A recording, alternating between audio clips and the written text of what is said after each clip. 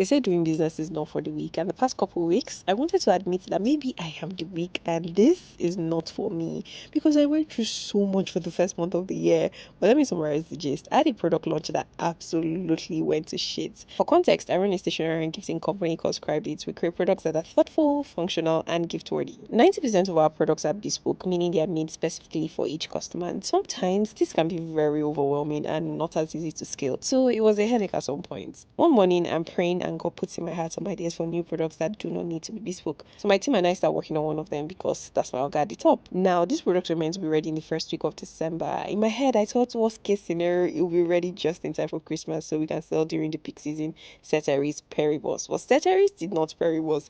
December came and went and I didn't have my products. On New Year's Eve, I still announced the products because I was hopeful. I genuinely thought March, first week of January, everything will land. Mind you, these were books inclusive of a 2026 planner. So every single day of the new year, my planner loses its value. By the end of the second week, I was called to pick up my stuff. And guys, when I set my eyes on what they said was mine, I felt like I was going to faint. My head was spinning. My brain was just calculating the amount of money I had spent on this production because I could not believe the quality of work I was looking at.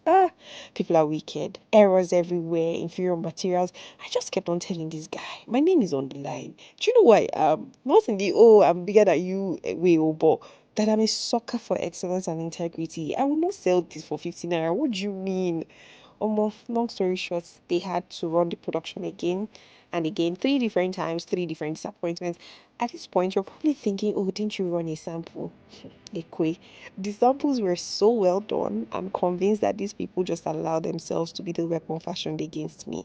I was so exhausted at some point. My friends had to step in, crying on my behalf because I'm a soft girl, giving me business advice and whatnot. I promise you, you don't want to know how the story ended. But lessons were learned and I counted my losses. It was really painful because the past couple months I immersed myself into this product launch. I remember telling my friend that with everything that has gone wrong, if I wasn't spiritually grounded, you reach the question, go like, why did you send me to do something that allowed it to flop? Or I'll start saying rubbish like, oh, maybe I did not hear well.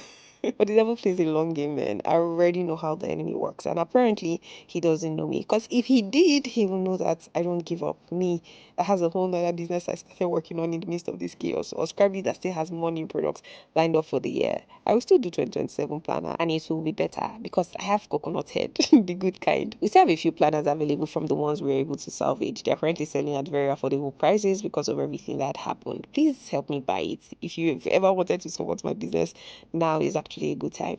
Thank you for staying, thank you for supporting, and thank you for building with me even when it gets a CB. Until next time, peace.